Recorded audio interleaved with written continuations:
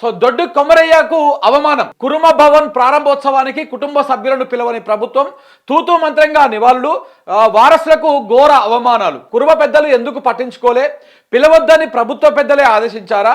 దొడ్డి కొమరయ్య వారసులు ప్రపంచానికి తెలవద్దని సర్కారు భావిస్తున్నదా? పబ్లిసిటీ చేసుకోవడానికే ఆగమేఘాల మీద భవనాన్ని ప్రారంభించారా? కార్యక్రమానికి మమ్మల్ని పిలవలే అని చెప్పేసి దొడ్డి కొమరయ్య మనవడు చెప్తా ఉన్నాడు. ఈ నేల కోసం కుటుంబంలో ముగ్గురిని కోల్పోయినాం, అయినా కనీసం గౌరవం ఇవ్వరా అని చెప్పేసి కూడా మండిపడతా ఉన్నారు. ఎవరిని విలువలేదంట. తెలంగాణ సాయుధ రైతాంగ పోరాటంలో తొలి అమరుడు దొడ్డి కొమరయ్య.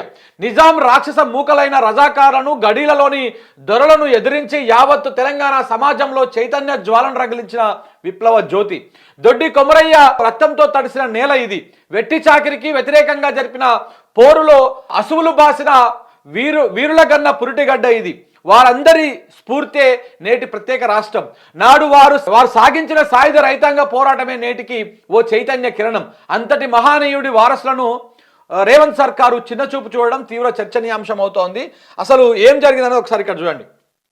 నిన్న ఈ ఏంది మన కురుమ భవన్ అనేటువంటి కార్యక్రమాన్ని ఓపెనింగ్ పెట్టారు. ఆ ఓపెనింగ్కి దొడ్డి కొమరయ్య వారసులు ఎవరైతున్నారో వాళ్ళు ఎవరిని కూడా పిలవలేదంట. ఒకసారి అతను ఏమంటున్నాడో చూద్దాం. దొడ్డి కొమరయ్య కురుమ భవన్ ప్రారంభోత్సవానికి తమ కుటుంబానికి ఆహ్వానం రాకపోవడం తమకు జరిగిన అవమానం కంటే కూడా దొడ్డి కొమరయ్యనే ఘోరంగా అవమానించినట్లని తాము భావిస్తున్నామని ఆయన మనవడు దొడ్డి చంద్రం ఆవేదన వ్యక్తం చేశారు.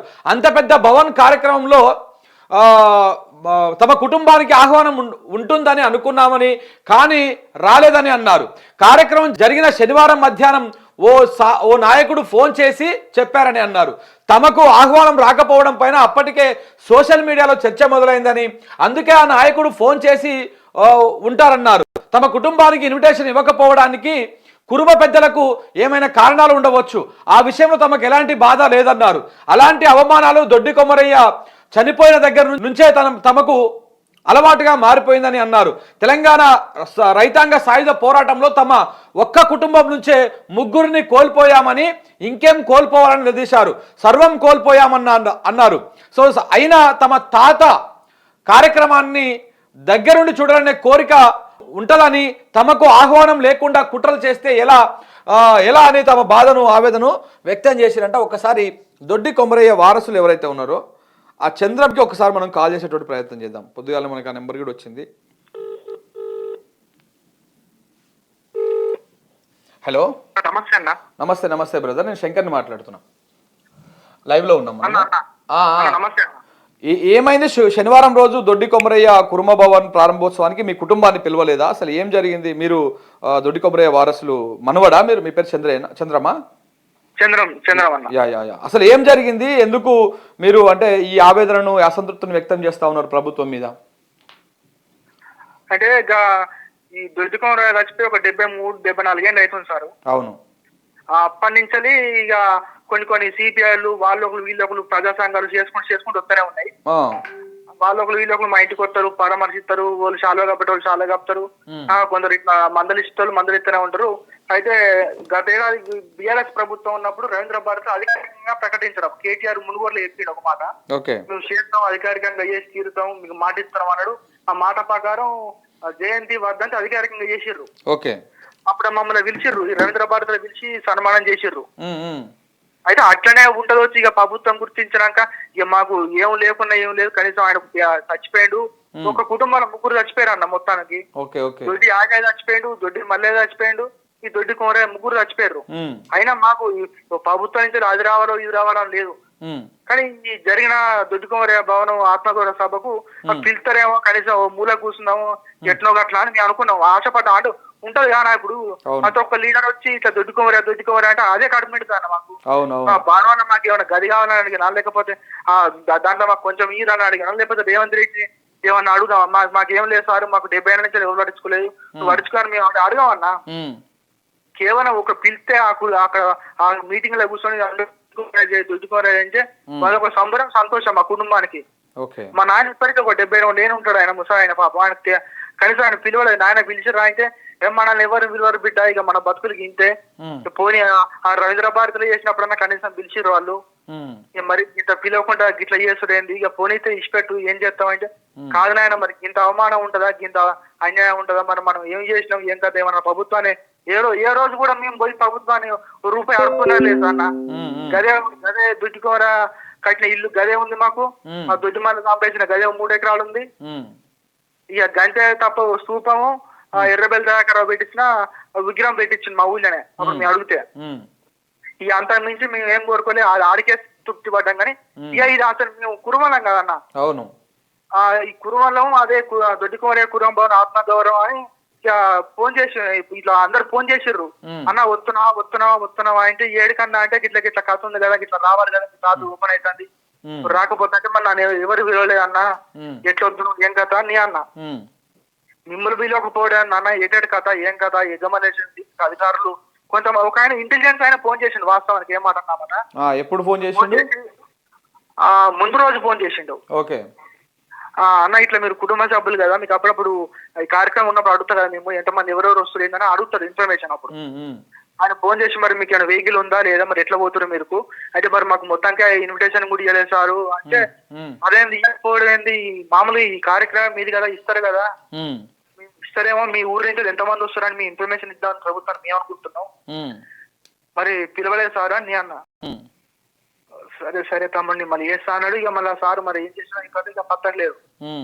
ఇక తర్వాత ఏమైంది, ఇక సోషల్ మీడియాలో ఇక ఒక అన్నతోటి మాట్లాడినా ఇక సోషల్ మీడియాలో తిప్పిర్రు, కొన్ని రాతపూర్వకంగా రాశారు చాలా మంది. అట్టుంటది గింత అవమానిస్తారా, కురిసేసి పిలుస్తానికి కూడా అవమానం, ఒక చాలాగా పోనారా వాళ్ళ కుటుంబ సభ్యులు అని తిరిగి ఒక పెద్ద మనిషి ఫోన్ చేసిండు అప్పటికే. అప్పుడు పట్ట బయటలు అవుతుంది, ఫోన్ చేసి తమ్మి రా ఏడున్నావు తమ్మి, ఇక్కడ భోజనాలు పెడతారు తిందు, ఇక్కడ కార్యక్రమం ఉందిరా అని ఈ 2 ముచ్చట్లు అన్నాడు, కడి చేసిండు. ఇక అంతే తప్పి ఇక ఏం లేదు ఎక్కడ లేదు. ఇక మేము ఎట్లా ఏం కోరుకోం, కార్యక్రమం అయినప్పుడు పిలుస్తారు కదా, పిలిచినప్పుడు సంతోషంగా కోరుకుంటా తప్ప మేము కోరుకుంటాం కూడా కాదన్న. కాదు మరి ఇప్పుడు రేవంత్ రెడ్డి గారు వారి ప్రభుత్వం ఇదంతా కూడా అంటే ఎప్పుడైనా ఏదైనా ఏ కార్యక్రమాలైనా గిరిజనులకు సంబంధించి కానీ లేకపోతే లంబాడీలకు సంబంధించినటువంటి ఏ కార్యక్రమం చేసినా దొడ్డి కొమరయ్యని కొమరం భీమ్ని వీళ్ళందరినీ తలుచుకుంటారు కదా. ఆయన ఎన్నికల నుంచి ఆయన పీసీసీ చీఫ్ ఉన్నప్పటి నుంచే దొడ్డికొమరే పేరు దొడ్డికొమరే అన్నాడు. అవును, ఇప్పుడు ఎందుకు మర్చిపోయిండు మరి దేనికి ఇది అంటే ఎందుకన్నట్టు, అంటే గత ప్రభుత్వం పిలిచింది కాబట్టి మనం పిలవకూడదు అని అనుకుంటున్నాడా ఎట్లా అన్నట్టు? ఇక ఎట్లనో ఏం కుట్ర దాగిందో ఏం కాదు, అసలు వీళ్ళు కనుమరు చేయాలనుకుంటారో మరి వాళ్ళ ఇంట్లో 3 చచ్చిపోయారు, ఇక వీళ్ళని మొత్తంకే భూస్థాపితం చేద్దాం అనుకున్నారో ఏమనుకున్నారో తెలియదు. కానీ ఇంత అవమానం ఇస్తారా అనుకోని ఏనాడు కూడా మేము అనుకోలే అన్న వాస్తవానికి. ప్రోగ్రామ్ పిలుస్తాందుకు గింత అదైతే ఏం చేస్తామన్నా, 3 చచ్చిపోయారు, కనీసం ఆ 3 పేరు మీద ఒక్కరోజు ఆరాధించిన లేరు, వాళ్ళ కుటుంబం బతుకుర్రా సచ్చుందా అని లేదు. ఎవరి కాడికి పోలే, మన పోయినసారి ఆ ప్రభుత్వం మరి ఎట్లనో ఏం కథ కానీ అధికారికంగా చేసింది, వాళ్ళు ఫోన్లు చేసారు అధికారులు, రాతమ్ముడు అన్నారు, ఆ సభకాడ కూసబెట్టారు, షేర్ వేసారు, షబీర్ అలీ వాళ్ళతో వీళ్ళు ఉన్నారు కదా అన్న పేరు ఎంతారు మహమ్మద్ అలీ, వాళ్ళతోటి చేపించారు సన్మానం గిట్లా. సరే ఇక ప్రభుత్వం అధికారికంగా చేసినాక ఇక పిలుతారు వచ్చి ఏదో కార్యక్రమం పిలకపోతారా, ఇక గింత పెద్ద కార్యక్రమం అసలైన కురువంలో ఆ కురువంలలో మళ్ళీ దానికి మా తాత పేరే పెట్టారు. సరే దాని దగ్గరికన్నా సూర్యునికన్నా పోదాం అనుకున్నా కానీ ఇక ధైర్యం లేదు. ఇక మా నాయన ఇక మన బతుకులు మారాయి, నువ్వు అడిగిపోవడెందుకు అవమానపడేందుకు, ప్రభుత్వం అవమానించినప్పుడు ప్రభుత్వ పెద్దలు అవమానించినప్పుడు పూర్వ సంఘం అధ్యక్షుడు ఎమ్మెల్సీ అవమానించినప్పుడు నువ్వు పోయి ఆడిపోయి ఏం చెప్తావు అంటే, లేదు నాయన నేను చూస్తా నాకు చూడాలని ఉంది కదా దగ్గరికి వెళ్ళి చూసలేదు మందు లేదు, నువ్వు చూస్తే గీతే యూట్యూబ్ లో చూసుకో కానీ ఇక అవమానించినప్పుడు మనం పోవద్దు, మన బతుకులు గింతే ఇక మనం మారాయి ఇష్టపెట్టు 3 వచ్చినాయి, ఇంక కావాలండి నువ్వు కూడా సత్తావా ఏంది ఎందుకు ఇట్లా చేస్తాను వాడికి నువ్వు నడపడంగానే ఇక సపరేట్కి వచ్చినాయి. ఇక బయలుదేరలే, ఇక బస్ ఎక్కుదాం అనుకున్నా ఇక ఎక్కలే, ఇక అది జరిగింది సార్. సరే బ్రదర్, సరే థ్యాంక్ యూ. ఓకే. సో చూసిరా ఎంత ఆవేదన ఉందో.